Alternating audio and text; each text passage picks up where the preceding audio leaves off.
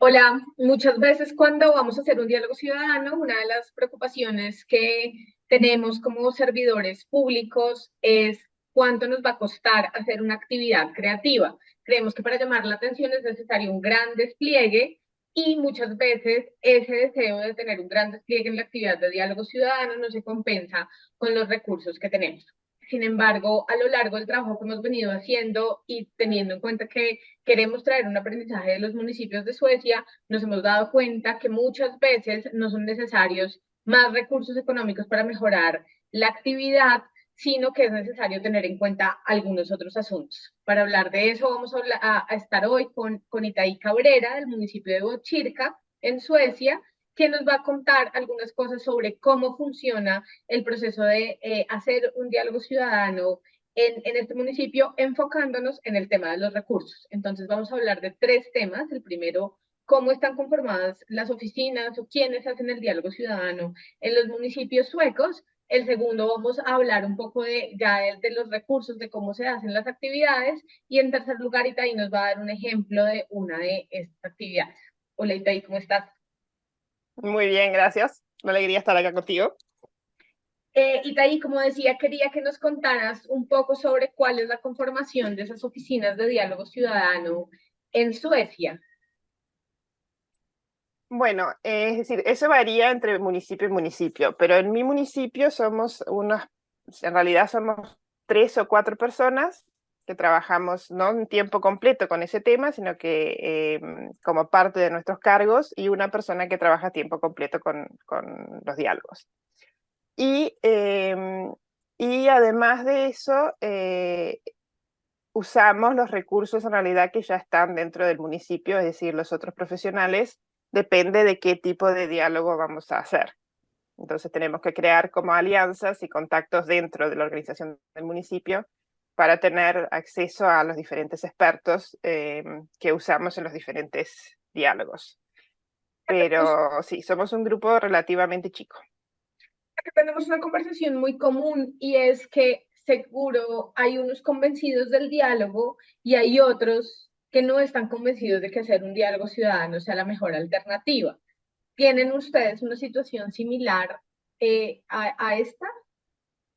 Claro, es decir, eso es un tema acá también. Siempre tenemos en realidad que convencer a nuestros colegas.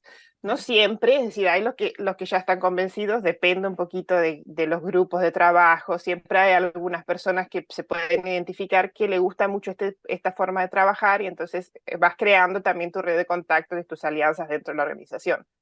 Pero sí, es claro y que a todos no se sienten cómodos con el método y también yo creo que les puede dar como un poquito de miedo tener que hablar directamente con los ciudadanos porque sienten que no tienen como esa formación, esa costumbre.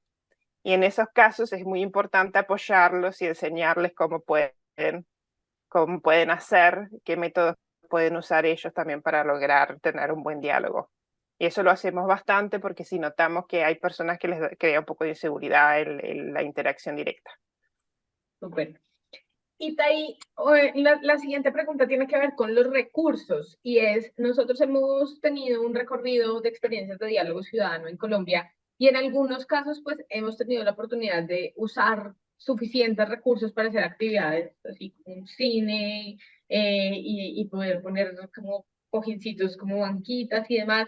Y recuerdo mucho que en algún momento tú decías algo como, wow, las actividades de ustedes son súper elaboradas, nosotros a veces hacemos cosas con mucho menos. Quisiera como que nos hablaras un poco de eso, de esa relación con los recursos, porque siempre creemos que lo que necesitamos es más recursos, sobre todo recursos económicos. Sí, no, nosotros notamos que en los diálogos nuestros muchas veces lo fundamental es encontrar un tema que verdaderamente mueva a la ciudadanía.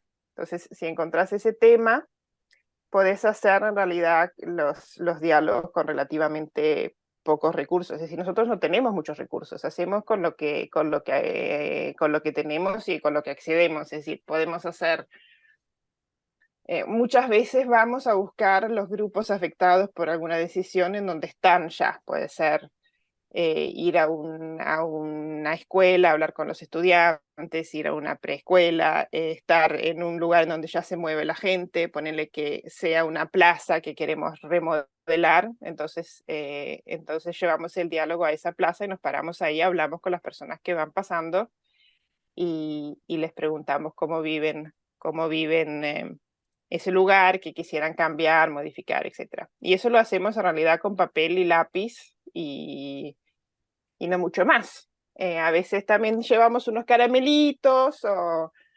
alguna vez llevamos globos, pero sí, con poca cosa en realidad.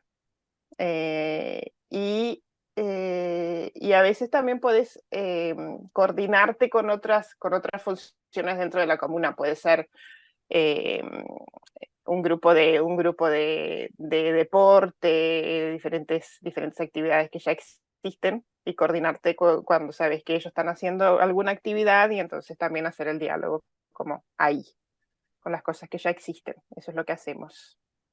Claro, y Porque el eso, presupuesto es limitado, que tenemos como para hacer los diálogos. Queremos usar también la mayoría del presupuesto para hacer los cambios que nos pide la ciudadanía dentro del diálogo.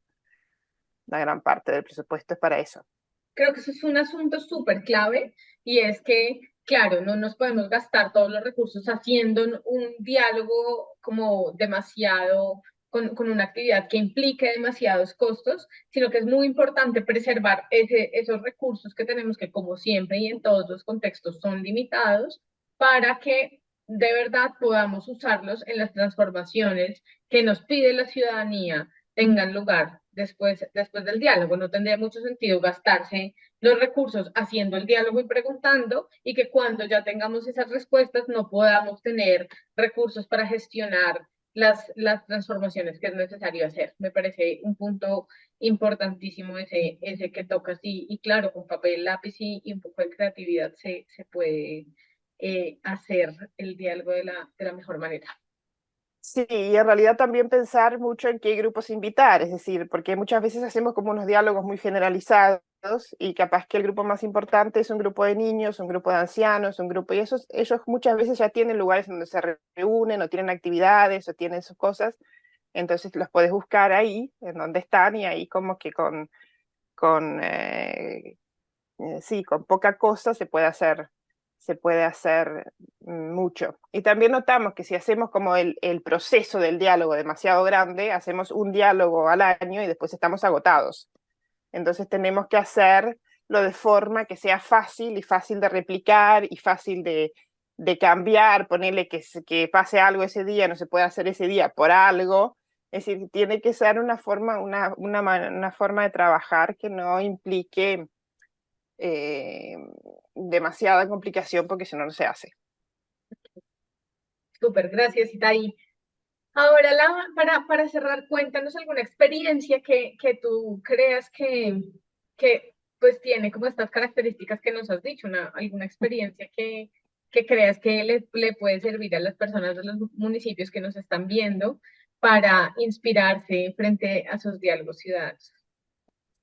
Sí, tengo un ejemplo que es de que en uno de nuestros barrios dentro del municipio estaba el problema de que el camino de la escuela de los niños era inseguro, es decir, que no había, eh, bueno, no había aceras, no había, el tráfico era peligroso y los padres estaban muy preocupados.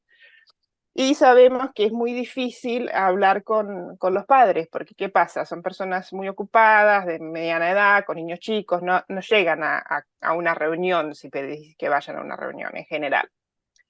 Entonces lo que hicimos es pero sí van a buscar a sus hijos a las escuelas y a las guarderías. Entonces lo que hicimos es que durante unos días estuvimos ahí en los horarios que ellos van a buscar a sus niños en el patio de la escuela dialogando. Y ahí sí llevamos un bollito y un café, como para que, porque sabemos que llegan con hambre del trabajo, como para que se quedaran un ratito a hablar con nosotros de esos caminos y bueno, explicarnos cuáles son los lugares que a ellos les preocupan por sus hijos.